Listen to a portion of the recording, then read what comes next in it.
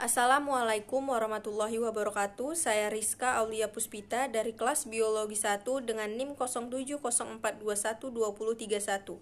Di sini saya akan memenuhi tugas UTS dari mata kuliah Ilmu Tauhid.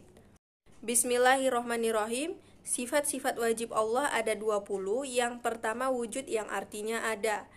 Allah merupakan zat yang pasti ada, Dia berdiri sendiri, tidak diciptakan oleh siapapun, dan tidak ada Tuhan selain Allah.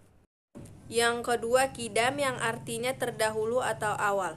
Allah merupakan sang pencipta yang menciptakan alam semesta ini beserta isinya. Oleh sebab itu, Allah lebih ada daripada segala sesuatu yang diciptakannya. Yang ketiga, baqo yang artinya kekal. Allah itu maha kekal, tidak akan punah dan binasa atau mati. Yang keempat, mukhalafatul lil hawadisi yang artinya berbeda dengan makhluk ciptaannya. Karena Allah Subhanahu wa Ta'ala adalah sang pencipta, maka tidak ada satupun yang mampu sebanding dengannya dan menyerupai keagungannya. Yang kelima, qiyamuhu binafsihi yang artinya berdiri sendiri. Allah Ta'ala berdiri sendiri, tidak bergantung oleh siapapun dan tidak memerlukan siapapun. Yang keenam, wahdaniyah yang artinya tunggal atau esa, bahwa Allah lah merupakan satu-satunya Tuhan yang menciptakan alam semesta ini. Yang ketujuh, kudrat yang artinya kuasa. Allah maha kuasa atas segala sesuatu dan tidak ada yang mampu menandingi kekuasaan Allah. Yang kedelapan, irodat yang artinya berkehendak. Oleh karena itu, kejadian apapun itu atas kehendak Allah Subhanahu wa Ta'ala. 9, ilmun yang artinya mengetahui. Allah Subhanahu wa Ta'ala mengetahui mana yang baik dan mana yang buruk bagi umatnya. 10, hayat yang artinya hidup. Allah Ta'ala tidak akan pernah mati, binasa, ataupun musnah. 11, sama yang artinya mendengar. Allah Ta'ala maha mendengar apa yang diucapkan hambanya, baik secara sembunyi maupun tidak sembunyi. Yang ke-12, basar yang artinya melihat. Allah Subhanahu wa Ta'ala maha melihat segala sesuatu yang dilakukan hambanya yang ada di dunia ini. Yang ke-13, kalam yang artinya berfirman. Allah berfirman melalui kitab-kitabnya yang diturunkan oleh para nabi. Yang ke-14, kadiron yang artinya berkuasa. Allah maha kuasa atas segala sesuatu yang ada di alam semesta ini. Yang ke-15, muridan yang artinya berkehendak. Apabila Allah sudah menakdirkan suatu perkara, maka tidak ada yang dapat menolak kehendaknya. Yang ke-16, aliman yang artinya mengetahui. Allah maha mengetahui atas segala sesuatu yang ada di dunia ini. Yang ke-17, hayyan yang artinya hidup.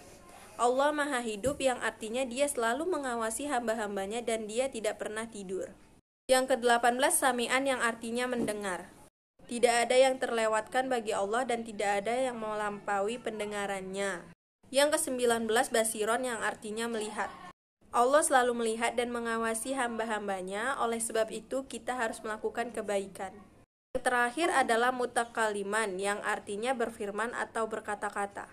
Dimaksud dengan mutakaliman adalah Allah berfirman melalui kitab-kitabnya yang diturunkan oleh para nabi. Sifat-sifat mustahil Allah ada 20.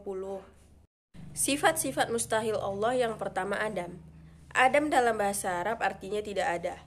Sifat mustahil Adam berarti Allah Subhanahu wa Ta'ala tidak mungkin tidak ada dalam konsep kehidupan karena Dialah yang menciptakan alam semesta ini.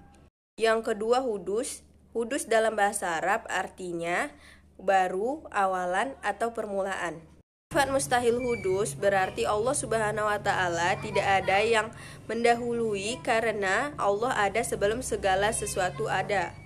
Yang ketiga, fana. Fana dalam bahasa Arab artinya tidak kekal, kebinasaan, atau rusak. Sifat mustahil fana berarti Allah Subhanahu wa Ta'ala tidak mungkin binasa karena Allah Subhanahu wa Ta'ala kekal dalam keabadian.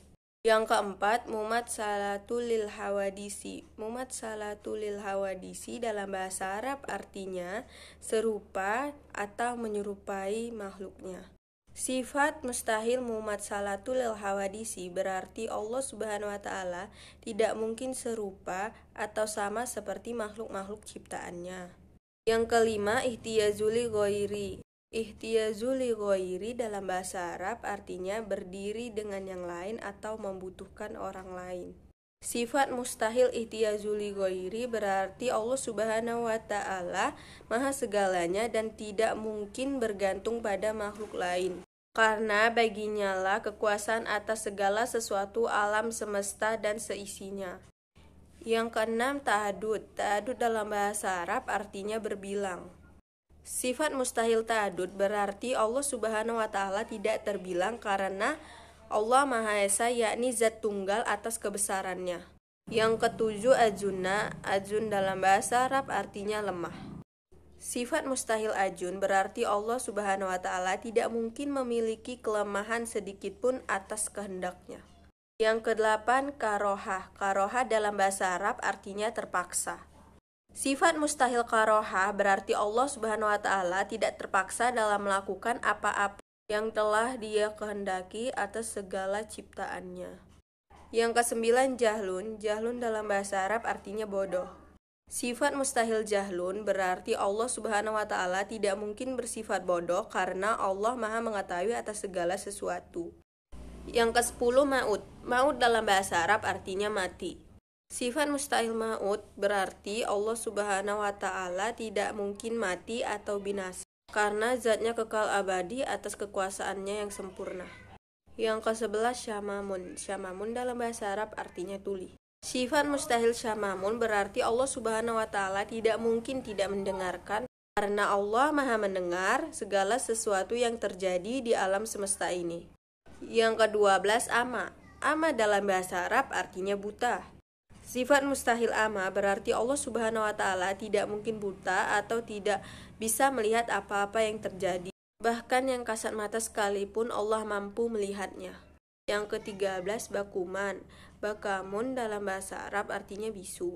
Sifat mustahil ba'mun berarti Allah Subhanahu wa ta'ala tidak mungkin bisu atau diam karena Allah Subhanahu wa ta'ala bersifat kalam, yakni berfirman bagi keselamatan dan tuntunan hidup bagi manusia. Yang ke-14, kaunuhu aziza. Aziza dalam bahasa Arab artinya lemah. Sifat mustahil kaunuhu aziza berarti Allah Subhanahu wa ta'ala tidak mungkin memiliki kelemahan karena Dia memiliki kekuatan dan kekuasaan yang sempurna bagi alam semesta dan seisinya. Yang ke-15, kaunuhu muridan. Kaunuhu muridan dalam bahasa Arab artinya terpaksa atau keterpaksaan. Sifat mustahil kaunuhu muridan berarti Allah Subhanahu wa ta'ala tidak mungkin terpaksa atas segala ciptaannya karena Ia memiliki kekuasaan dan berkehendak atas segala sesuatu. Yang ke-16, kaunuhu zahilun. Kaunuhu zahilan dalam bahasa Arab artinya bodoh. Sifat mustahil ini berarti Allah Subhanahu wa ta'ala tidak mungkin bodoh atau tidak mengetahui. Yang ke-17, kaunuhu maitan. Kaunuhu maitan dalam bahasa Arab artinya bisa mati. Sifat mustahil ini berarti Allah Subhanahu wa ta'ala tidak mungkin mati, binasa, hilang, dan tidak tergantikan oleh apapun. Karena Allah Subhanahu wa ta'ala kekal abadi dalam kesempurnaannya dan kekuatannya. Yang ke-18, kaunuhu asama yang artinya ketulian. Sifat mustahil ini berarti Allah Subhanahu wa ta'ala tidak mungkin tuli atau tidak mendengarkan apapun. Yang ke-19, kaunuhu amma. Kaunuhu amma dalam bahasa Arab artinya buta. Sifat mustahil ini berarti Allah Subhanahu wa ta'ala tidak mungkin buta dan tidak mungkin bisa melihat. Karena Allah selalu mengawasi makhluk-makhluknya dan tidak ada yang bisa lepas dari penglihatannya. Yang terakhir, kaunuhu abkam. Kaunuhu abkam dalam bahasa Arab artinya bisu. Sifat mustahil kaunuhu abkam berarti Allah Subhanahu wa ta'ala tidak mungkin bisa sejalan dengan sifat mustahil Allah Subhanahu wa ta'ala bakamun. Demikianlah penjelasan dari sifat-sifat wajib Allah dan sifat-sifat mustahil bagi Allah. Apabila ada kesalahan tutur kata, saya mohon maaf. Wabillahi taufiq wal hidayah. Wassalamualaikum warahmatullahi wabarakatuh.